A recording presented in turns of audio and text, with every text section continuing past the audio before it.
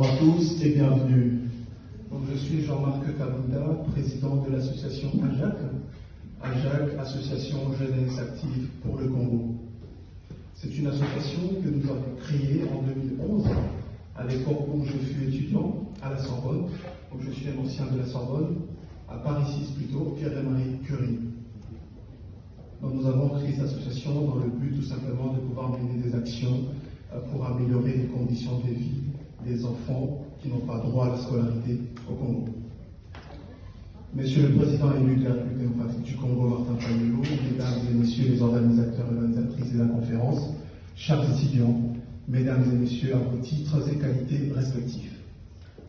S'immigré qui a donné naissance, par exemple, au verbe émigrer et immigrer, c'est quitter sa terre pour une autre.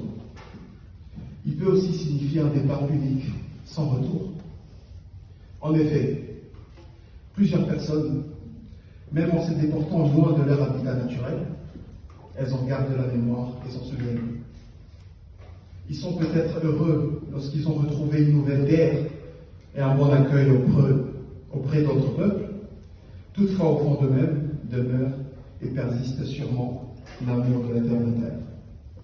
Ainsi, elles scrutent toujours les informations, se renseignent, prennent des nouvelles, s'inquiètent et s'engagent à la vivre, à la rendre meilleure qu'ils l'ont laissée. C'est notre cas.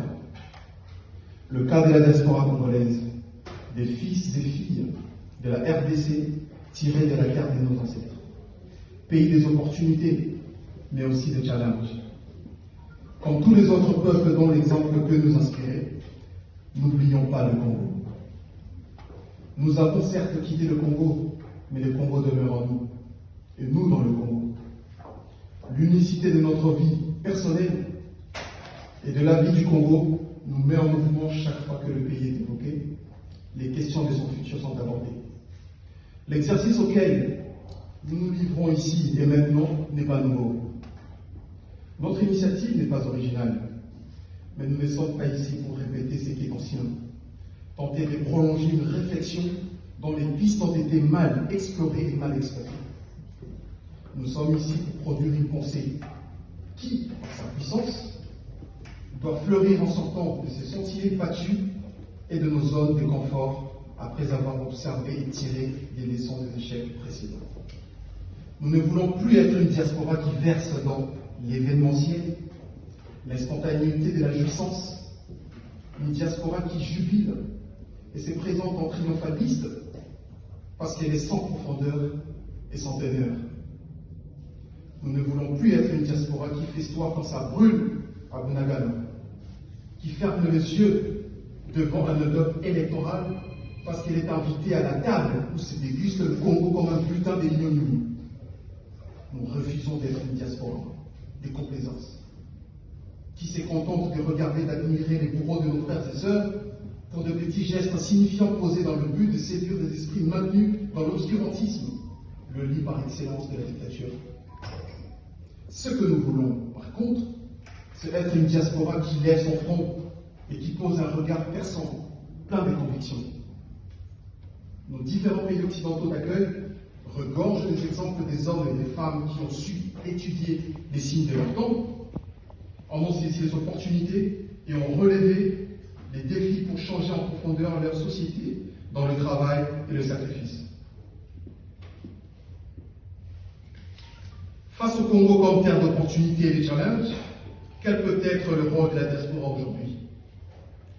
Sans vider la substance du message du président élu, nous devons nous transformer en profondeur et accueillir pour renforcer nos capacités en militantisme et leadership politique. Viser l'excellence et la prospérité de l'entrepreneuriat afin de renverser la courbe de la misère sociale qui frappe notre peuple et le rendre médiocre en tout point de vue.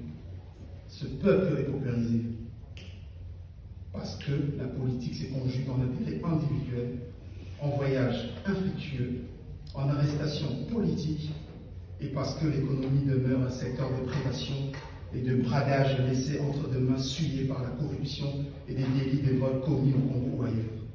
Notre rôle est celui de refuser de se laisser aller à l'affairisme politico-économique pour bâtir un Congo où le sourire sera permis, non pas par le théâtre que nous vient du palais du peuple, mais par le niveau de vie amélioré de notre peuple. Vive la diaspora qui se pose cette triple question. Qu'ai-je fait pour le Congo? Que fais-je pour le Congo? Que ferai-je pour le Congo? Que notre réflexion autour de notre rôle au milieu des opportunités, des challenges, nous mette réellement en mouvement pour que nous soyons la diaspora vraiment au service du Congo. Je vous remercie.